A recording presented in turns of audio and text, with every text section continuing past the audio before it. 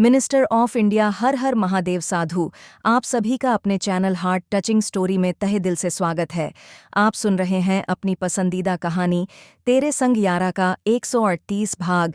मतलब ही इस दुनिया के अजब होते कायदे हो नुकसान, किसी का भी देखे जाते खुद के फायदे।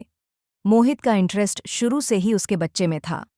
अपना बच्चा लेकर वह जा चुका था और साथ में प्राची के जिम में उसने एक बहुत बड़ा अपराध डाल दिया था कि आने वाले समय में अपनी खुद की दुर्गति के लिए वह खुद जिम्मेदार है। वरना उसने तो उसे बहुत सुरक्षित रखा था। एक मानवीय स्वभाव जिसे खुद की गलती कभी नहीं दिखती, उसके अनुसार वह कभी गलत नहीं करता। पर इन सब चीज़ों से ऊपर एक सत्ता होती है जो सभी चीज़ों को कंट्रोल में लेकर चलती है। उसके इंसाफ के पलड़े में सब बराबर होते हैं। वह चीज़ भी देख लेता है जो हम खुली आंखों से नहीं देख सकते हैं, क्योंकि उसके पास अंतर मन में झांक कर विचारों को देखने की शक्ति होती है। वह इंसान की भावना पढ़ सकता है, क्योंकि वह भाव द्वारा पूजित होने वाले भवानी के पति हैं। वह जब न्याय करते हैं तब कुछ भी बाकी नहीं रह जाता।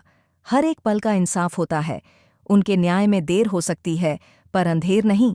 सत्य स्वयं से प्रकाशित है, क्योंकि सत्य ही शिव है और शिव से सुंदर संपूर्ण सृष्टि में कोई नहीं। सत्यम शिवम सुंदरम। प्राची रोती सिसकती रह गई।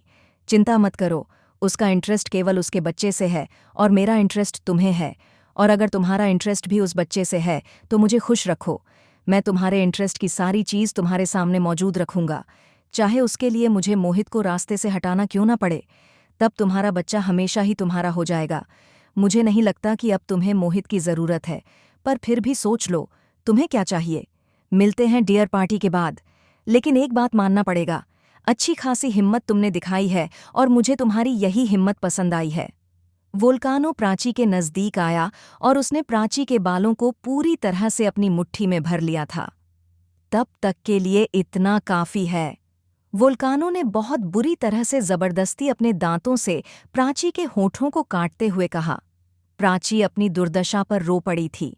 जिनकी दुआ किया करते थे रोज हजारों में वहीं बेचते थे, रिश्ते हर रोज बाजारों में।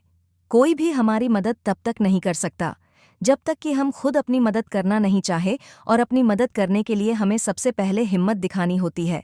प्राची, पहले तुम हिम्मत तो करो। मैं तुम्हारे साथ हूँ, और जो लोग हिम्मत करते हैं उनका साथ भगवान देते हैं। और मैं तो खुद कह रहा हूँ कि एक बार तुम यहाँ से निकलने की हिम्मत करो, मैं तुम्हारा साथ दूंगा। प्राची के कानों में अभिलाष की बात गूंज रही थी। मैं बहुत कमज़ोर हूँ अभिलाष, तुम नहीं समझ सकते। मैं यह कदम नहीं उठा सकती। प्राची को अपने कहे हुए शब्द भी याद थे, और कल रात भी जब अभिलाष ने दोबारा उससे कई बार पूछा था कि क्या वह किसी मुसीबत में है, क्या उसे किसी मदद की ज़रूरत है, तब भी प्राची उससे कुछ नहीं कह सकी थी। लेकिन उस नर्क से उसने निकालने की हिम्मत ज़रूर की थी। मैं नहीं चाहती थी कि मेरे काले वर्तमान की परछाई तुमको भी परेशान करें, इसलिए मैंने तुमसे कुछ नहीं कहा। ऐसा नहीं था कि मैं तुम पर भरोसा नहीं करती। मैं तुम पर कल भी भरोसा करती थी और आज भी करती हूँ, लेकिन मैं अपनी किस्मत पर भरोसा नहीं कर पाती। इस किस्मत ने मुझे हर कदम पर धोखा दिया है। देखो आज मैंने सिर्फ अपने बेटे के लिए यह हिम्मत की, पर यहाँ पर भी मेरी किस्मत ने मुझे धोखा दे गई। एक दलदल से निकलकर मैं दूसरे दलदल में फंस गई, और मेरा बच्चा भी मुझसे छीना जा चुका है। क्या करूं? मैं कहाँ जाऊं? यहाँ मेरी मदद को कोई आ भी नहीं सकता। हे भगवान, मेरी मदद करो। किसी को मेरी मदद के लिए भेज दो, मेरे बच्चे के लिए भेज दो। प्राची रोते हुए अपने आप से बोलते जा रही थी। वोल्कानो के निकलते ही प्राची ने गुस्से से दरवाज़ा पीटना शुरू कर दिया था, तो तुरंत एक गार्ड दरवाज़ा खोलकर आया। प्राची ने बाहर निकलने की कोशिश की तो उसने प्राची के दोनों हाथों को पीछे करके उनमें हथकड़ी डाल दी और उसके मुंह में टेप चिपकाकर उसे बिस्तर की तरफ धकेल दिया। अब वह आगे प्राची के साथ क्या करेगा, इसको सोचकर प्राची की आंखें डर के मारे बड़ी हो गई थीं। लेकिन शायद गार्ड को इससे ज्यादा कुछ का आर्डर नहीं था। वह बाहर निकल गया और उसने बाहर से कमरे में लॉक लगा दिया। शायद प्राची की आवाज़ इस कमरे से बाहर जा रही थी, इसलिए वोल्कानो ने उसे ही ऑर्डर दिया था। और अब 4-5 गार्ड प्राची के कमरे के बाहर और उसके आसपास पहरा दे रहे थे। सर, अब प्राची आपके पास है, मुझे वापस रोम जाने दीजिए, मोहित ने वोल्कानो से कहा। प्राची ने उसे आसपास के किसी डॉक्टर से दवा दिलवाया था, जिसके कारण उसकी हालत कुछ संभल गई थी।